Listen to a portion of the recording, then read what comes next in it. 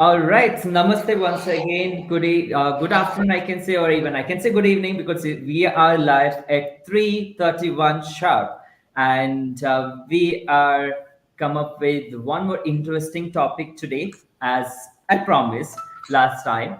So my name is Lohit Chodyavar, and this live show is happening on CareerNaksha platform, along with esteemed expertise. Today we have from AURO University, Surat.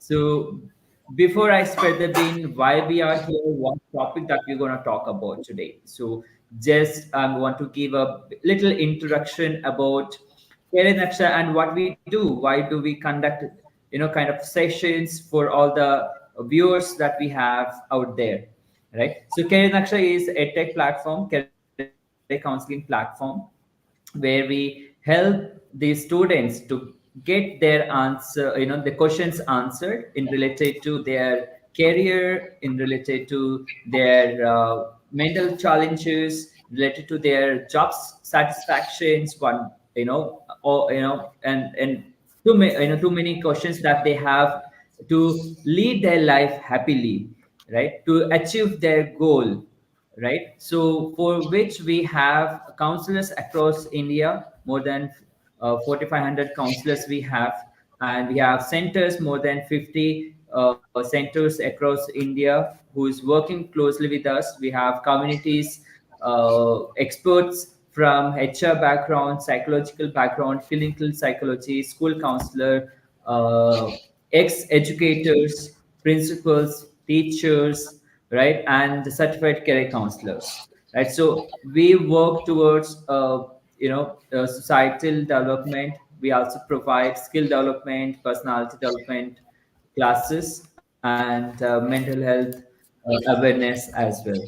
So every time we come up with one or the other topic to help the students out there, and the kind of audience that we have, to help them to answer their questions. So today we are mainly talking about the career sector, right? So what are the emerging careers that we have apart from traditional courses that everyone are aware, and most of them are, just going and studying those traditional courses. Apart from that, what are the different courses that we have? What are the different careers? Yes, there are more than 124 clusters available, right? So what are the kind of job profiles available, different career paths available for the students who is studying, or who is in the, in 12th standard now, or maybe, going to 12th standard. So we are mainly focusing on them. So the careers after 12th. So what are the different emerging careers that we have for them, and the kind of courses that they can opt based on their interest, based on their personality, based on their behavior, based on their work value ethics. So based on, those aspects, what are the different, different opportunity that they have, for their career. So for which we have two esteemed speakers from Aura University. So, before I throw them a question, so it's very important for you to know more about them, right? So we have Professor Dr. Meghna Dangi from AURO University. She is PhD, FCA, AICMA, and become hold. She is a director in admission, marketing, and alumni affairs chairperson from PhD Cell. She's a professional with 2 decades of experience working with our university, and she holds exceptional experience in marketing, finance, and many more areas. Uh, and she is here to talk about the emerging careers for the students who studying 12th, or even the people who is in 10th standard now. So what are the different, careers that they can opt, and they can plan their career. So we have our dearest Dr. Professor Meghna with us today. Thank you so much, Meghna ma'am. Heartily welcome you on behalf of CareerNaksha and all the viewers who is watching us today. Thank you so much for accepting our invitation and giving your precious time for us to share the information to all our audience. We have audience who is watching us, the counselors and the faculties, and also the students. So thank you once again. Thank Thank you. you so much. This pleasure Okay, is totally and we mine. have one more. Thank you so much. Great. And we have one more esteemed speaker with us, so Zeel. So I really impressed with the name Zeel to to take a lead to lead our life. So he's an assistant manager at our university, Surat, and he's outreach operation expert, and even in the admission sector he worked with many places like Vinayak Mission Research Foundation Chennai, Rishut University in Delhi. Also something very exceptional thing from his experience is he has advocated for skill development and represented this concern to Trinity College in London. So it's great to have you, Zeel, today to share your expertise and experience with the audience what we have today, and to hear. I'm very excited to hear from Zeel and Professor Meghna as well. So warm welcome, Zeel. Thank you Thank you so so much for much. joining us today. Thank you. Thank you. Great then. So everyone, are aware, and it's very easy for any people to get their answers through this simple mobile phone, right? But the problem is what they don't know. Most of them are, even if when we, look out the research that says more than 80% students are not aware about their strength and their challenges. They're not aware about what are the job opportunities are there and which one is rightly suitable for them, right? So there are every year or maybe now and then new career opportunities are evolving, and there's so many traditional courses have it got integrated with new upcoming technologies and everything. There are plenty of opportunities out there. So I'm talking about what is emerging at this moment. So yes, we know the traditional courses like medical science or lawyer, all the stuff. Those careers still will be existing. So the people definitely have a good opportunity. But what other beyond that? What other career opportunity that we have, right? So we everyone talk about STEM education now. There is nothing but science, technology, engineering, arts, or mathematical, sector. But we really want to know what are the different emerging careers that we have. So I want to start with Professor Meghna. So Professor Meghna, please tell us, to all the viewers, what are different emerging fields are there so that student can still think beyond their expectation, beyond that the limitation that what they have. Yeah. Thank you so much. First of all, I would like to mention my gratitude to Career Naksha and my appreciation for the wonderful work that Career Naksha is doing, not only to reach out to the students and the parents, but also reaching out to the counselors and training the people who are actually mentoring the students. This is a very impactful action that your organization is taking, and I really appreciate this because over the past 2 decades of experience that I have of interacting with the students, training, teaching the students, and trying to help them navigate this VUCA world, what we have now, which is volatile, uncertain, complex, right? So I feel that somewhere, on one hand we have a plethora of opportunities, but on the other hand we have a total lack of knowledge as to what is going to work out, because these students are the people who are going to go out there after 3 years or 5 years of their higher education, and then they feel that there is a total disconnect between what they have studied for, what they have prepared for, and what they are facing in the industry. So it is our duty as mentors, as counselors, to bridge this gap somewhere. And I think with the help of your organization and the opportunity that you have given to Oro University and me in particular, I'm really so thankful that I can reach out to these people through your counselors. So, speaking about the various emerging fields, as you already mentioned in your introduction very nicely, that the conventional careers are there very much to stay, right? But these conventional careers, how they are now going to work, right? How is a doctor going to work now? Or how is a hotelier going to work now? How is a designer going to work now? That is going to be totally different. And that is where I feel the higher education also has to catch up in terms of pedagogy, in terms of new courses, in terms of new, within the same degree, but having some kind of courses which will help in bridging of this gap. It is very important. So I'll just discuss about a few emerging fields. I mean, as we speak, they are evolving constantly, and change is the only constant. But then, I'm speaking about emerging fields. One of the things which is going to bring a paradigm shift to the entire career scenario is, of course, artificial intelligence and machine learning.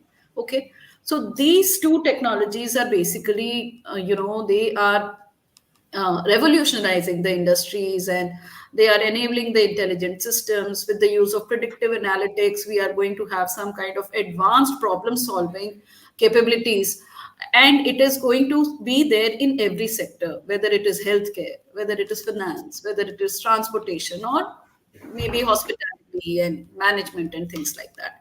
So one of the most emerging fields, I mean, it is constantly developing, and I guess the students not only have to use it with caution and consciousness, but at the same time they have to become enablers of this through these particular technologies. Second one is, of course, quantum computing. Again, this is a field which is having the potential to outperform the classical computer science as we study by solving very complex problems, and cryptography, material science, or drug discovery, and optimization in every field. The next emerging field could be biotechnology and genetic engineering, and there are some very complex advancements in these fields like gene editing or synthetic biology, which is going to again transform healthcare, agriculture, and one of the very important aspects that we are going to see in the future now, which is sustainability. So, sustainability is going to be at the core of every industry now, whether it is a traditional industry like maybe a heavy metals industry, or whether it is an upcoming field like maybe computer science and artificial intelligence. Along with sustainability comes clean energy. So, renewable energy technologies like solar, wind, green hydrogen, and innovative storage and energy efficiency methods, which are crucial to combating climate change and shaping a sustainable future. That is going to be a very important field, in which person from each and every career will have to keep their minds on. And finally, what when we speak of AI, we are not very far from AR, VR, and MR.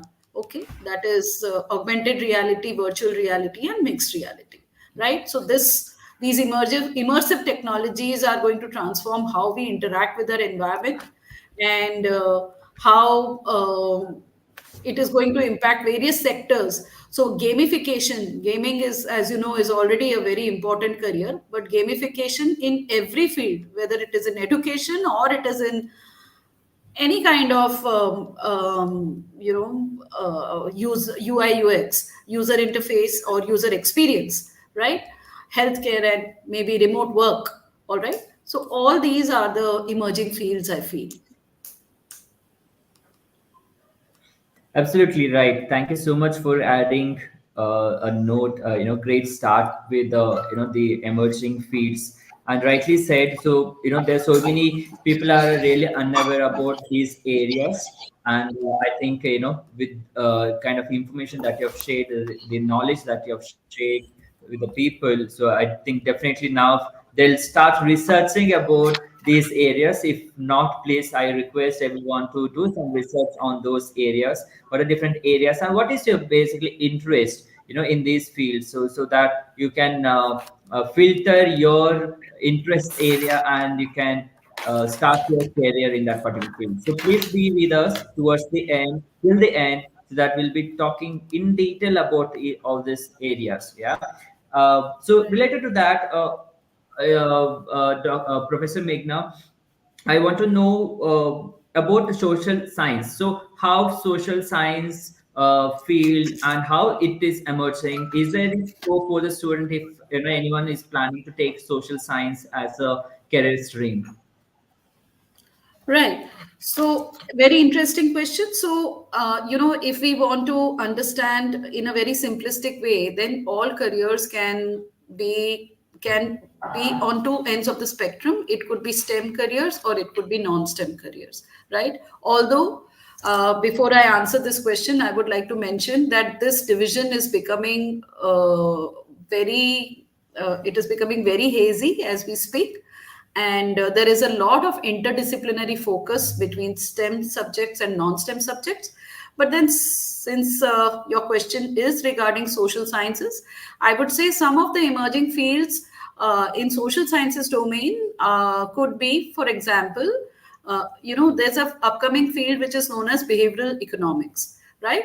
So, behavioral economics is a field of economics which factors into various aspects of psychology, sociology, and anthropology into economics, so that we can develop models which are more robust and which are more in line with the Homo sapien rather than the Homo economicus. I'm quoting from one of the books of a Nobel laureate, which happened to be Richard Thaler. This is what he had mentioned in his book, Misbehaving. And Richard Thaler was what got the Nobel Prize for behavior for his research. Another field would be digital sociology. So, we were talking about a lot about digital technologies. But then, with the help of these digital technologies, when we take into consideration what is the behavior of the community, what is the behavior of the human being, and how that particular data can actually be used in order to solve complex problems, that is another emerging field in social sciences domain. The third one could be global health social science, because of this pandemic that happened, COVID-19. Global health has definitely become a point of concern for humankind across the world. So, global health social science could also be one of the emerging domains. Then we are talking a lot in terms of smart cities, right? So, as you know, Surat is a smart city. You are from Baroda. I mean, across the world, and India is leading this particular race. Across the world, people are trying, the governments are trying that the way the urbanization has to be handled. So we need to have smart cities. So urban studies and smart cities could be another emerging area.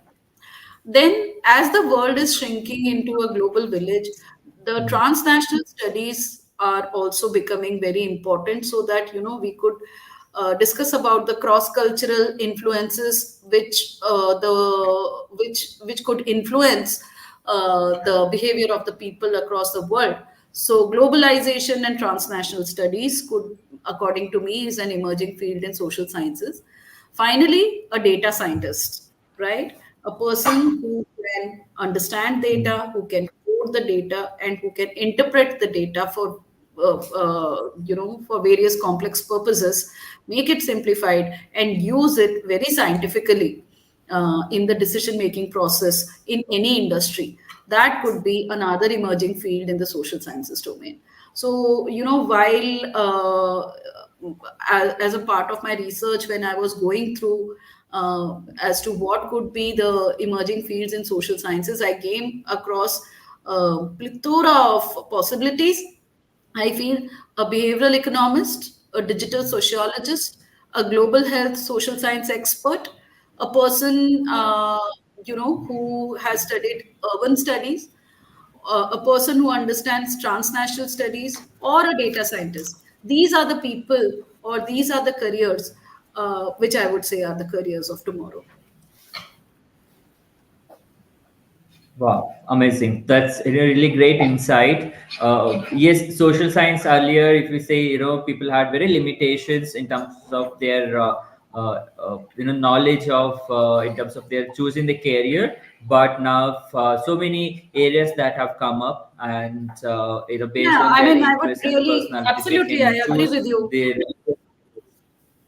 Earlier, when we used to talk about social Yeah, sciences, right. people would Thank you so think much. of a BCom, a BBA, an MBA, and things like that, right? A BA, a liberal arts course, all those are going to stay. Of course, they are going to stay. But then, how the emphasis is shifting, for which careers are we preparing the students? It is very important to for not only the students but also the educators. Right, absolutely. That's great. Thank you so much for adding, those pointers here. So related to that now, something I'm really excited to know how, hospitality and management sector. So how do you see the role of technology nowadays evolving in traditional courses? Still, we believe that, hospital and management are the traditional courses. So how the technology evolving in those sectors? So I would say that, as we already touched upon, that technology is transforming the traditional management, right? So why it is doing? Because it is aiming towards enhanced efficiency, better decision making, and collaboration, right? So the key developments, as far as this particular domain is concerned, would be, of course, the first one is AI and automation. Why? Because AI streamlines decision making, and it automates the routine tasks, and it improves the operational efficiency. So that is the first key development as far as the domain of management is concerned. The second development, that how technology is impacting management, is, we become more insightful with the help of data. So, business intelligence tools with the help of predictive analytics, okay, they they help the management in making more informed and decision and data backed decisions. Okay, so all these analytical tools, analytics tools like maybe Power BI, Tableau, this is what the students have to be geared up with. The next aspect is, I feel, is digital collaboration, right? So we all know that after COVID, remote work has become a commonplace. But the project management tools which are going to enable a seamless team collaboration and the productivity across different locations. See, we are a absolutely real life example of that, right? So you are sitting in Baroda, I am sitting in Surat, and all your counselors, they are sitting across the country, or probably across the globe at some point in time. But this digital collaboration that we are having is a win-win situation for everyone. I just completed a class 10 minutes ago. You completed your task sometime back, but then we are all together right now collaborating for the greater good. This is going to stay, right? Next, of course, is cloud computing, because the cloud based systems, they allow the managers to oversee operations, resources, finances in real time. This improves the flexibility, and with the help of the cloud computing, this has become possible to store the data, to safeguard the data, to encode the data. Uh, Next would be HR and employee management. So, I do not like to use the word resource for human resource, because it is something which is very different from any other resource, right? So, again, we need to have some AI powered tools which is going to optimize recruitment, it is going to monitor performance and enhance employee engagement. And since we are talking so much about automation, so I can't be very far away from cybersecurity as a very important technology in transforming the traditional management, because the technology driven security protocols will be very much required to protect business data and the risk management tools to mitigate threats. This will become all the more important. So, this is how technology is impacting traditional management. It is helping in enhancing efficiency. It is helping in taking care in making more optimal decisions and collaborations. This is as far as management is Perfect. concerned. That's really great. Thank I you so much for sharing. Yeah, if I Hmm. speak in terms of hospitality, Yeah. well, since I come from AURO University and AURO University is known for its hospitality course, we have a 4-year hospitality program. We have a five-star hotel in campus, which is a training hotel. Well, let me tell you, on ground, although I'm a management professional, but when I see the hospitality experts working, I mean, it's really mind blowing. So, how they are using tech as far as the traditional hospitality function is concerned, they use it for enhancing customer experience. So, you'll have chatbots who Hmm. are streamlining the booking process.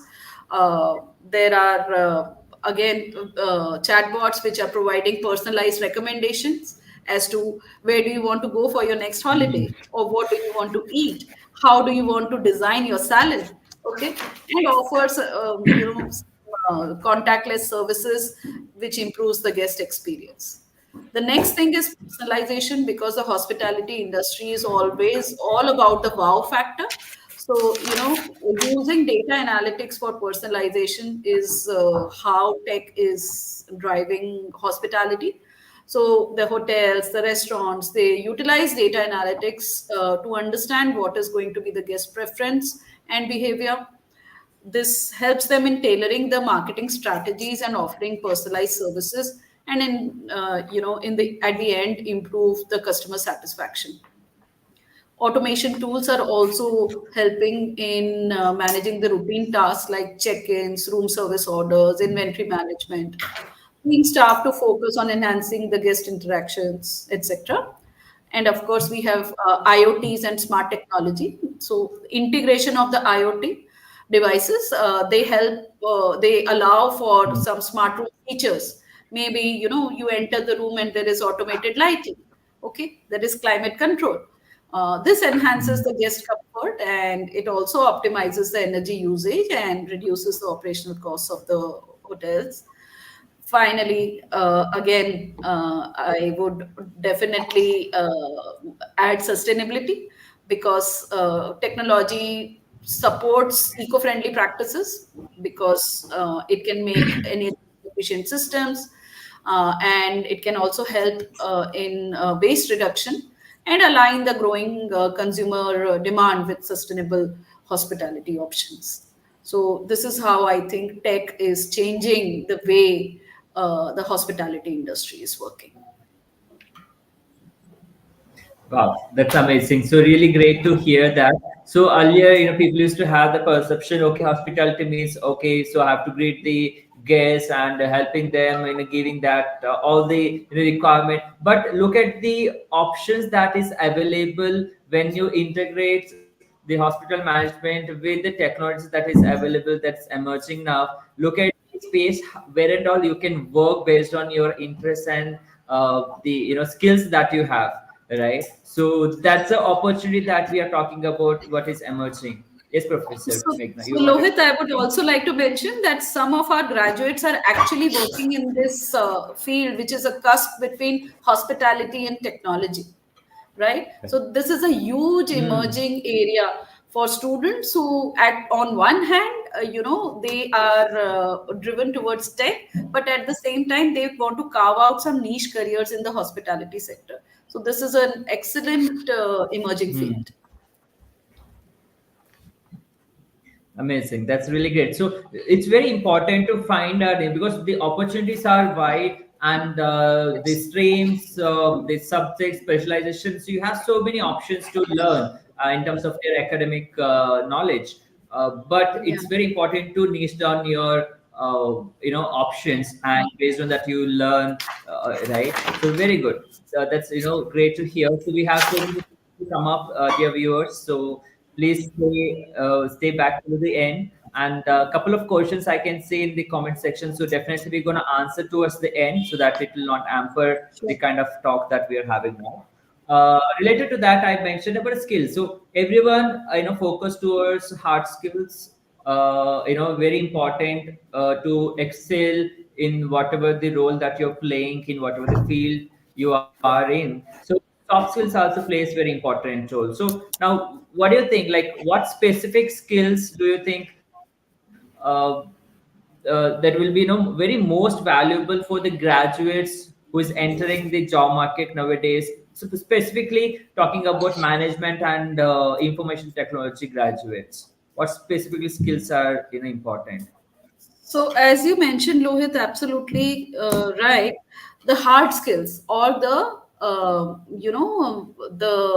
technical skills, that is a given. Everybody has to be on point as far as the technical skills are concerned. So, for example, if somebody is a doctor, you have to have the best of knowledge as far as the medical field is concerned. If you are an IT person, then you must be abreast with absolutely the latest of the tools and the techniques and the programming and the software and everything. But all said and done, from whatever field you are, whether you're from management or you're from hospitality or you're from IT or you're from design or whatever field you are, there are some skills which are absolutely crucial in order to make a person agile and resilient in this ever changing world.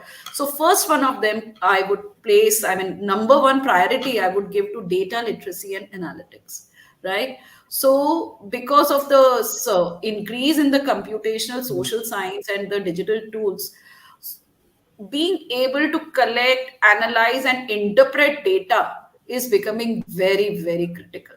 So, your proficiency in data analytics, statistics, and working with large data sets, it will be valuable across domains. This is one thing. What will data literacy and analytics do?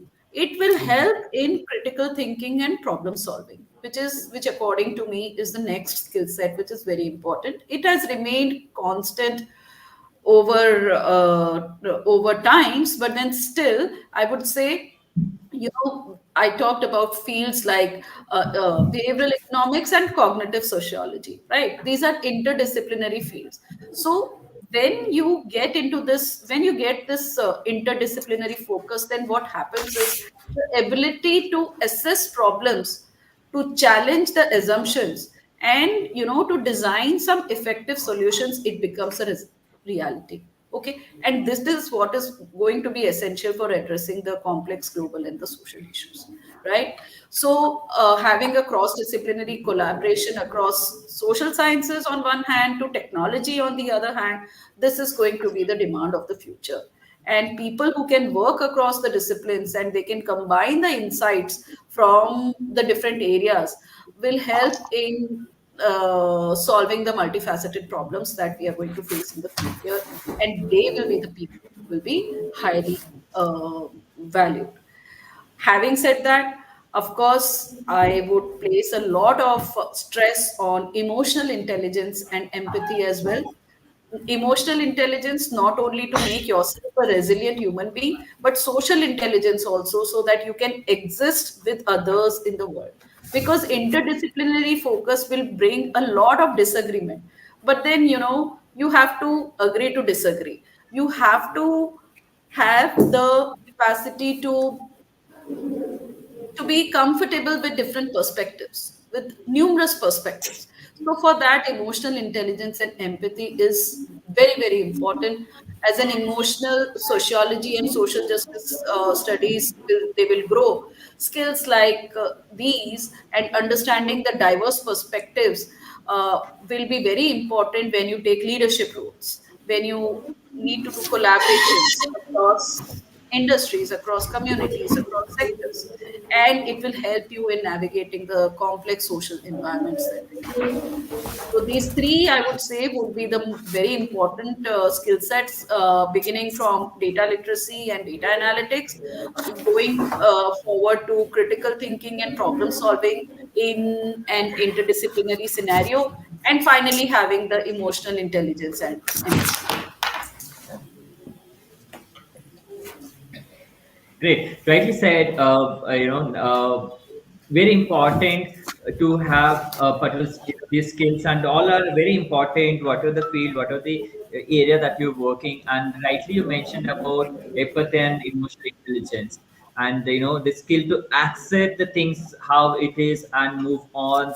To achieve your goals. Very important. So thank you so much for adding. Really valuable wisdom on this note, Professor Meghna. So moving further, very interesting field.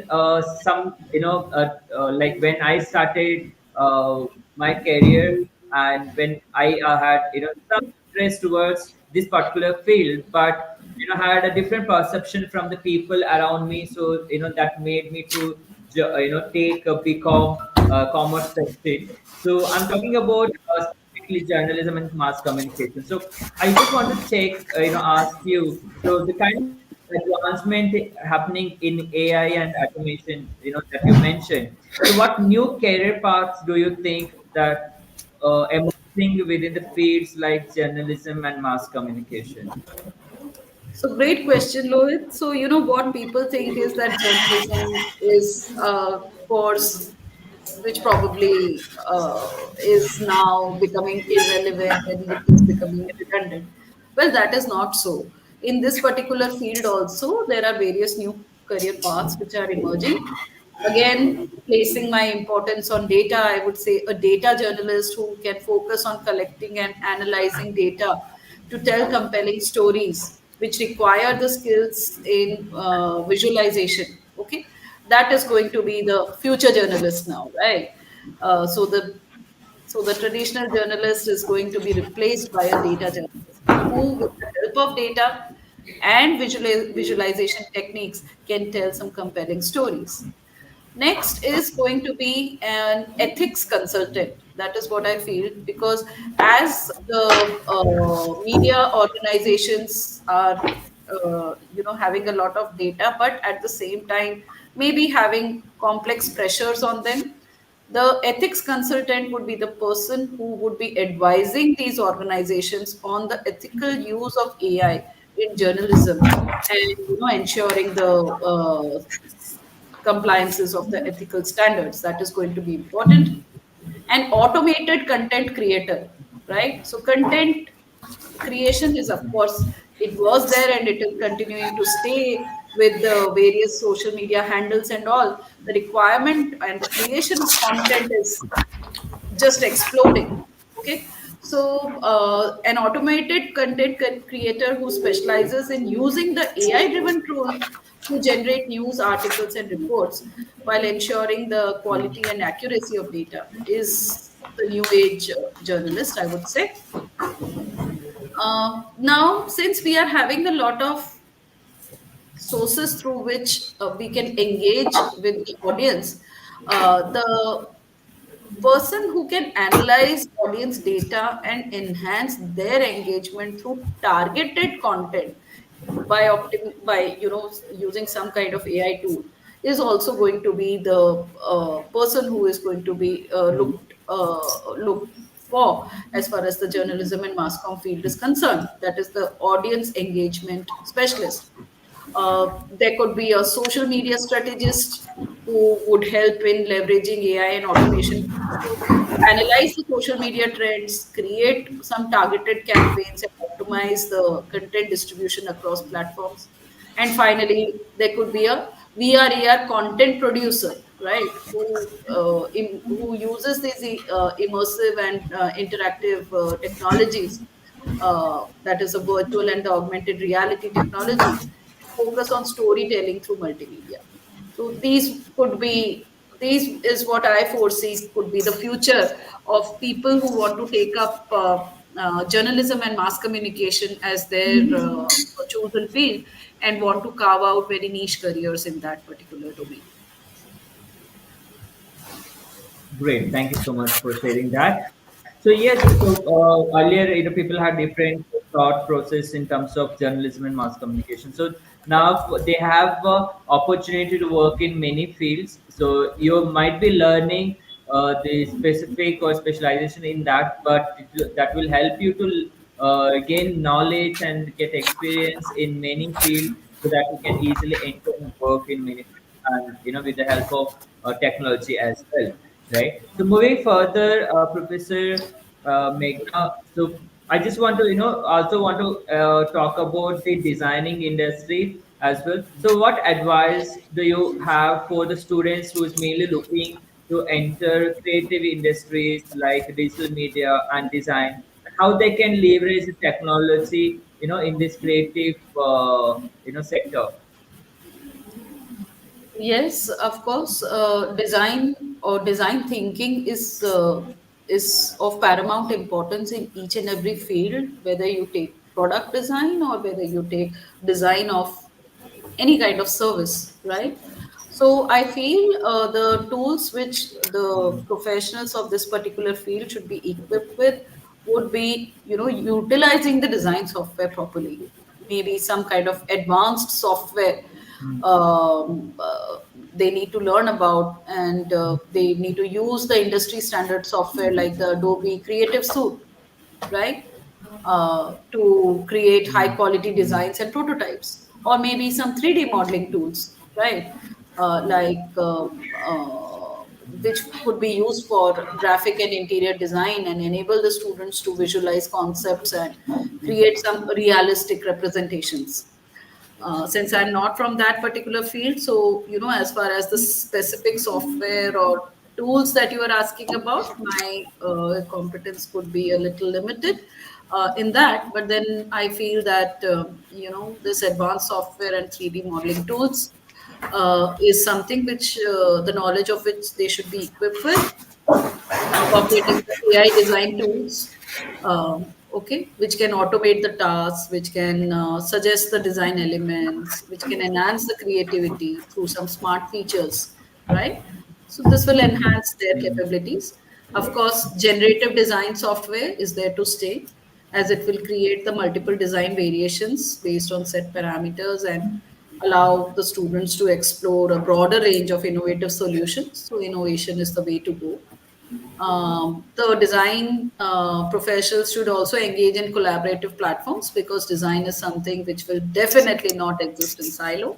It is going to be like tech is going to be a part of everything. Design is also going to be a part of everything, every product to every service to everything. So cloud-based collaborations which will enable the seamless teamwork and communication is what they should look at, and version control systems, all right, so that they can control and design files, ensure all changes are tracked and they remain accessible, is what they should know about. Prototyping and user testing, right? So there are various rapid prototyping tools and 3D printing, as you know. So they should explore the 3D printing technology Yeah. to create the physical prototypes of the various product designs, and which will enable hands-on testing and iteration. And finally, I feel that they should harness data analytics for and explore the virtual and the augmented reality, VR and AR, and so that they can have a 360-degree visualization, which will help the stakeholders in understanding the designs, etc. True, rightly said. So if you see the transition, like even in the education field, those sectors, uh, we used to do the learning and everything in a gamified way, experience learning. Then how smart TV came into existence, and the kind of the realistic way of learning, so they can experience the science, maths, and all the stuff in a real world, using AR, VR, and definitely yes, digital sectors and design sector, 3D model. everything that is growing. So there's plenty of opportunity is available in this industry, and there's something that people are with. They can connect with the learning and their interest, the concentration, or maybe the kind of emotion that they connect with, right? So that there's something that's going to boom the industry, right? Definitely. Right. So very interesting sector that I'm going to talk about now, dear viewers. So I've been, hearing and being asked the questions from our audience, students, and even from the, teachers whenever we conduct this program in the school and colleges. Uh, so I really want to put this question to Professor Meghna on behalf of everyone. So, how can this interdisciplinary studies like combining liberal arts with technology, enhancing the career prospect in creative fields like in performing arts, liberal arts. So, what is your take on that? So, how it's emerging?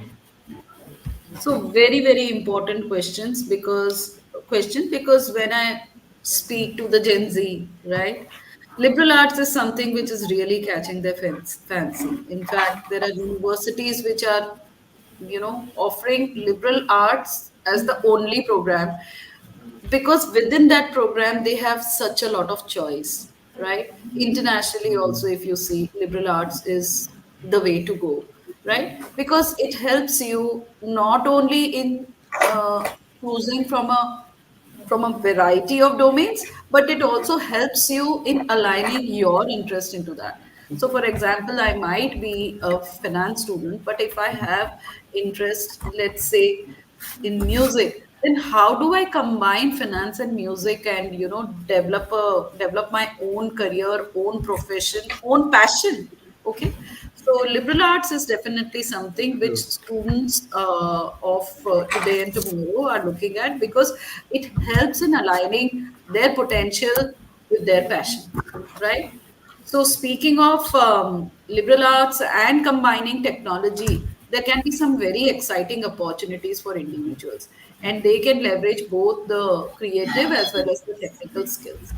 So, when they do this, then they can come up with some very interesting career paths. So, for example, there could be a digital humanities specialist. So when we say liberal arts, we are talking mostly about the humanities, like maybe history or political science or English literature or things like that. But then when they use the digital tools to analyze this historical data, or let's say cultural data or gender studies, right? Then they integrate the technology into the traditional humanities research.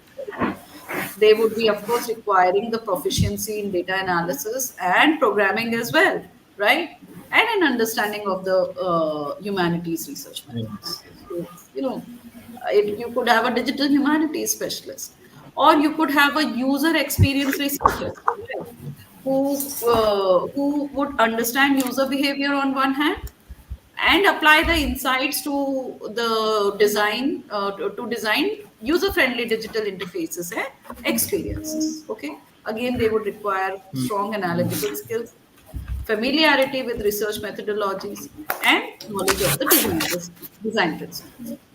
Or, as we spoke, content strategist, right? So although I spoke earlier in the context of journalism and mass communication, but a content strategist could manage content across digital platforms and ensure that it aligns with the user needs and the business goals while utilizing storytelling techniques. Okay, of course, the candidate must be excellent as far as the written and the communication skills is concerned.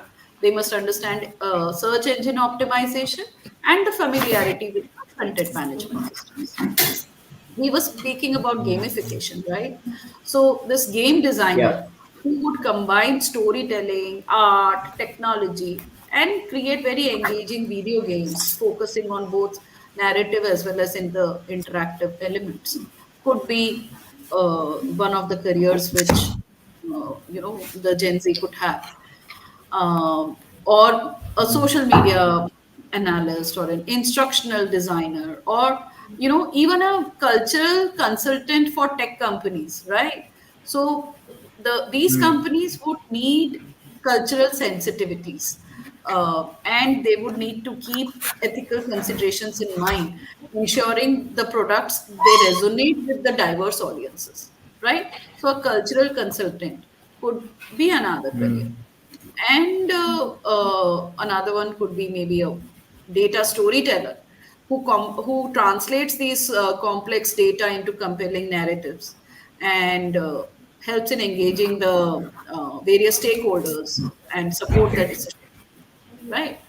So these are some of the interdisciplinary careers that I could think of when we bring liberal arts and technology together. Great, amazing. So, the topic that we have chosen is very wide. I do understand, and we do have time constraint and limitation of time, and if we keep on speaking, so there's plenty of information, and the careers are there to talk about.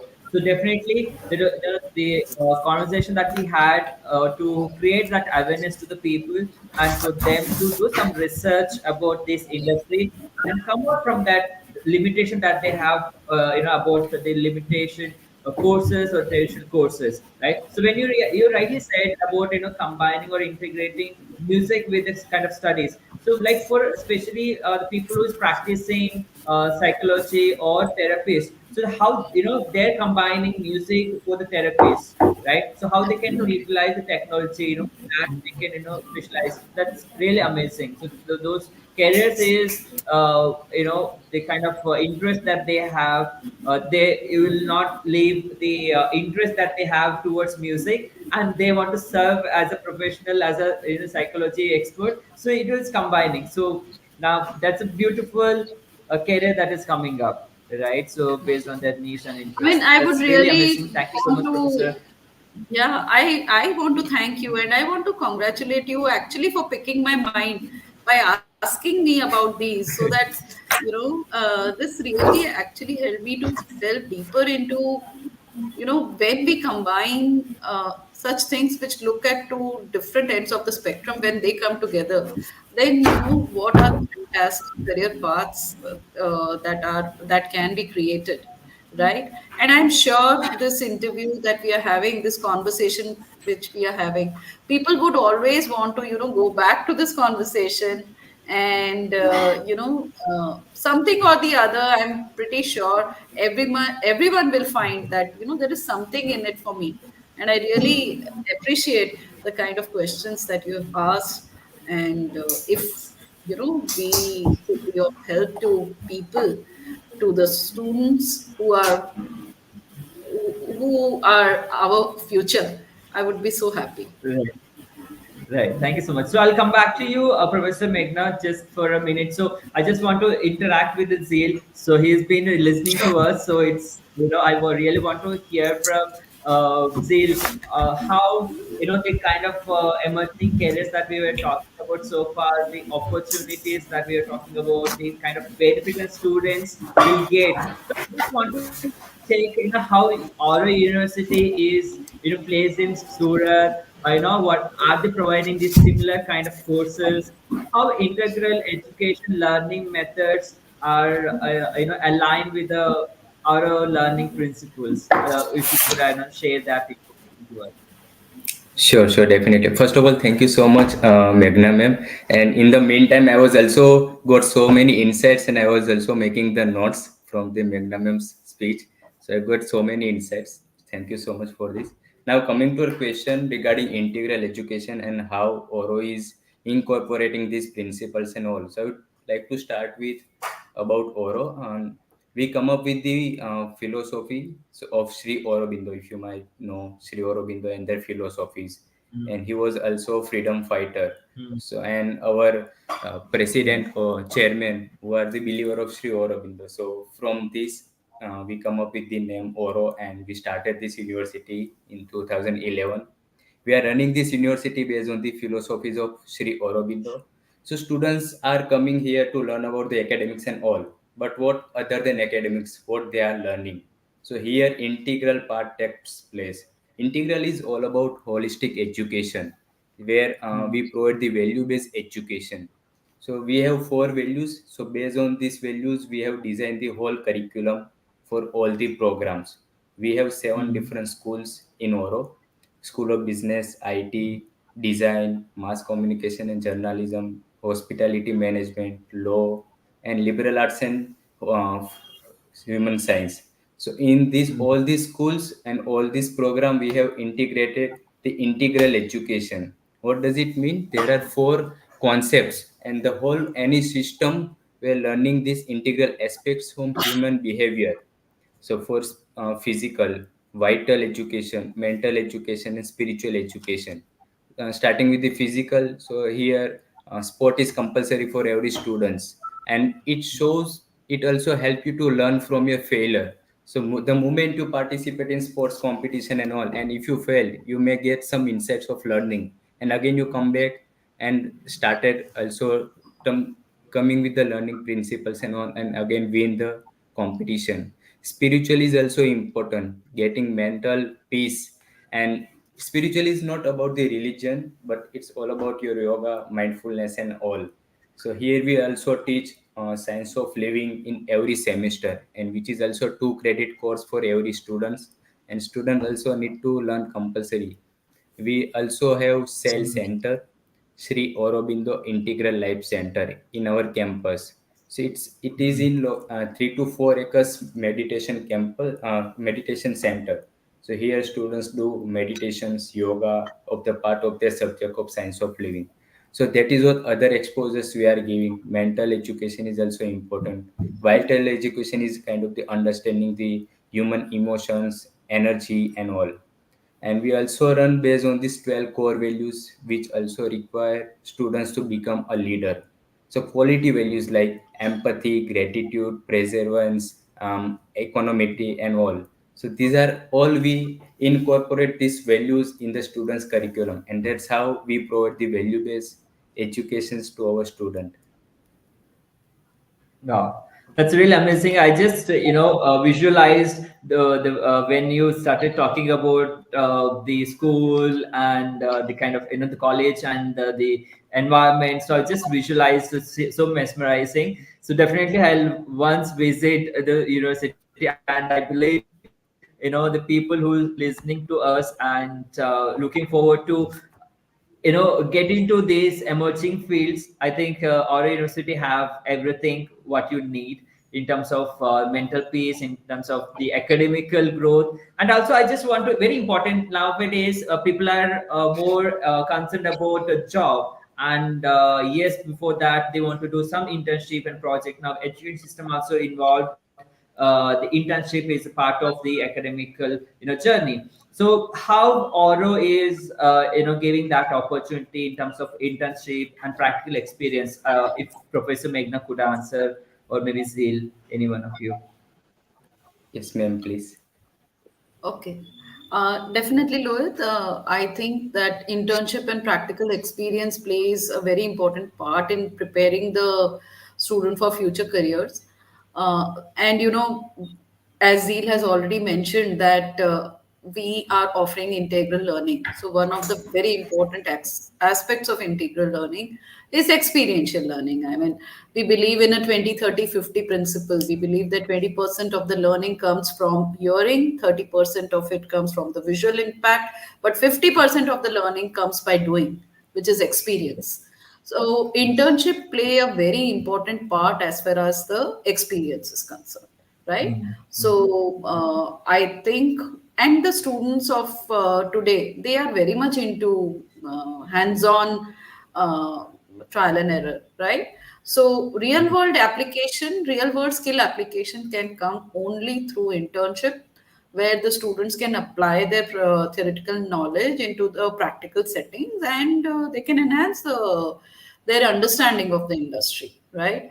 So this will also help in providing the insight into what is the work culture, what is the professional expectation, what is the industry dynamic, what is crucial for a fast paced environment, right? So internship is very important. Also, it gives you a lot of networking opportunities. So internship, you can say it is a just a trailer of the larger film, right? So it gives you the networking opportunity so that you can actually be absorbed into the industry, right? And you can get some you can make some valuable connections with professionals and peers and mentors from the industry who could be your go-to person in case you are faced in a complex situation. And of course, this will lead to the future job opportunities. It helps in skill Absolutely. development. That's So the soft skills that we were talking about, empathy and other things. yeah. So when you are working in this kind of environment, you will inculcate in yourself things like teamwork, communication, and problem solving, which will increase the employability. And also through internships, the students can just explore different roles, right? Identify what is really their interest, and maybe sometimes they could come up with the conclusion that this is not for me. At least that it helps them in exploring, and it helps them in understanding that where they fit in, what is the best fit, right? And this helps in Right. guiding their career choices very effectively. So I feel that internship is an absolutely essential part of your education. And at Oro University also, we are placing a lot of importance on internships across programs, across courses, across the different semesters. The students are getting opportunities. So, for example, law students, they get the opportunity to do internships not only in NGOs, in lower courts, but also in sessions court and corporate law firms. Hospitality students, they have a one full year internship. This is a 4-year course. So in the third year, our students get to go for doing their internships in the US, because we have a lot of tie-ups and MOUs with uh, US universities like the Kansas State University or the San Diego University, especially for our hospitality students. Right. So in the third year is one full year internship in which we facilitate their internships in the US. They come back, they complete their education, and by the way, they make a lot of money during this international internship as well. And of course, the exposure which they get is absolutely, it is uncomparable. Business students, design students go for summer and as well as winter internships, right? So they go to different cities where they understand the demography, the geography, and the cultural sensitivity of that particular city, right? This is for the design students. As far as IT students is concerned, one full semester they have an internship. It is a working semester, right? So they in the fifth semester they do that. So they are given projects. We are also having tie-ups with the companies like IBM and all. So along with the courses, they are doing some projects which are problem statements given by IBM. They get an IBM badge, and then the fifth year they also get to do an internship. So like that, we have factored in internships in almost all of our courses. MBA, of course, as you know, internship between first Yeah. year and second year is compulsory, and we Right. facilitate these internships through a career development cell. This is a dedicated cell which facilitates internships as well as placements of our students. Wow, that's amazing. So rightly said, and gone those days where 3, 4 rounds of interview will only will put you into a right job. So internship also gives a kind of opportunity for the companies to identify the right set of candidate or employees for them to work for a longer time. So this will help you getting more job, more opportunities, senior positions, and everything. Or maybe in terms of not during the interview ask for highest package. So how you work with that company as an intern, so that will also help you to look for a more package, more expectation in terms of your salary and the kind of position that you want to hold in the companies that you want to work with, right? So Absolutely. amazing. So throughout the session we had a great insights from Professor Meghna, Dangi, and Zeel. Thank you so much for sharing.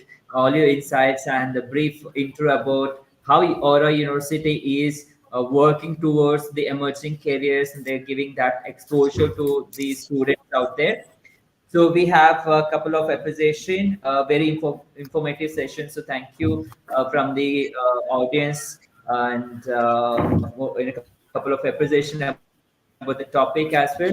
And I have one question in the comment section. So it's related, not really exactly related to the topic, but I would like to take it since it's posted. I'll answer it. So the question says, does anxiety and stress of a student during the test affect the overall result of the psychometric test? Okay, so CareerNaksha does provide the psychometric test, so which will help the students to identify their strength, the behavior, their personality, the work style and context and all the stuff, through which so they'll get their assessment done, the complete information about themselves, and based on that will help the student to choose the right career field or career path, or the special, the specialized subjects. So yes, so if the student is undergoing with the kind of a stress, okay, there's one more test I have to give, and the kind of challenges, so then definitely the result will be different, because here we'll be talking about the personality of a student. The couple of questions will be asked based on that, the interest related questions, right? Big theory, their personality related questions. So the student is going through those anxiety and stress, the result will be definitely will be affected. So that mainly whenever I consult or do the counseling sessions, tell the student to go in a peaceful mindset, do some mindful activities, then go ahead and peacefully you take the assessment. So I hope that answered your query, just a glimpse.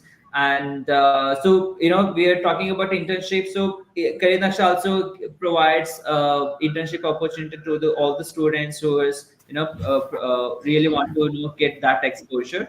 So with that, so it's time to sign off. Thank you once again to Aura University for giving us chance to send their esteemed speakers with us to share the insights. And thank you so much, Professor Meghna, for sharing very insightful Thank you so information. much, Lohit ji. And I would like to extend the invitation to visit Oro University not only to you and Career Naksha, but all the people who have joined us for this particular session. Since the question that was mentioned was regarding anxiety faced during the various exams, of course, it was wonderfully answered by you. But as Zeel already mentioned, that we have a center where we motivate the students to go in for meditation. To take that inner journey and Yeah, identify the larger purpose of life. And this also, I am sure, helps the students in maintaining balance and seeking semblance as to in times of in difficult times, right? exam. Yeah, Because yeah, this is uncertainty and stress. This is what is going to be there. We need to develop the skill sets to be able to handle them. As mentors, we will definitely be there for the students, and we would love to equip them with these particular skill sets. So I would once again invite all of them to visit Oro University and experience the Oro experience. And truly, I yes. would, yeah. And thank you so Yeah, much thank you for so this much. very interesting Thank conversation. you. Thank Thank you. So thank you so much, Zeel, and thank you once again, everyone, for watching us throughout the session. And if whenever you watch our session, if you still there's something bothering you, if you still have any questions, so do not worry. Please put it in the comment section, YouTube channel. Our team will get in touch with you, or they will leave the information or the answer to your question in the comment section, or you can directly go to careernaksha.com website, contact our customer service team. The number given is available on the website, or you can email us. So whenever you want to visit our university, you have the address in the internet, or if you want need any help in assistance, you can connect with us. We'll put you through Zeel or Professor Meghna, so that they will take you around our university and give that exposure. Yeah. With that, thank you so much once Definitely. again. Namaste. We'll see you with the next topic very soon. Until then, be safe. Take Thank care. you. Bye bye. Thank you. Thank Bye. you. Take care. Bye. Thank you.